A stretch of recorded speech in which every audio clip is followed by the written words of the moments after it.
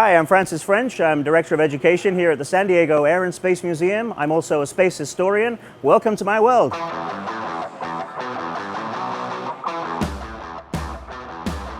lot of people grew up with the moon landings. For my generation, it was the space shuttle. I remember watching that first launch and being really excited and thinking, well, how can I be a part of that? I get to work with astronauts all the time, work with spacecraft, and relate their stories to the general public. The thing I found about the people who went to the moon is everybody's very obsessed with the people who walked on the moon.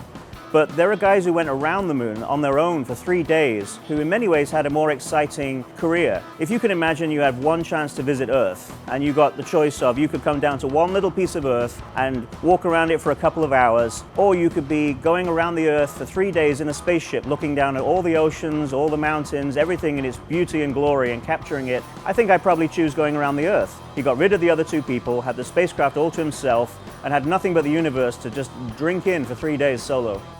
For thousands of years, people have dreamed about going into space, and for thousands of years after this, people will go into space. But there's only one generation who did that first, and we are very lucky to live in that time when we can actually talk to those people.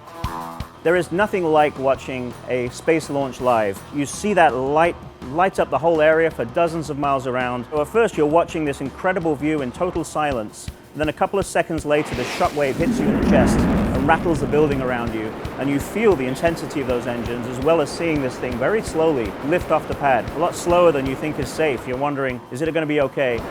Something that really annoys me is people who say America has abandoned space. There are Americans on the space station right now going around the Earth once every 90 minutes. So when people say, we've abandoned space, I always feel, well, the two American astronauts up there right now would be really annoyed to hear that, because they're doing some incredible work right now.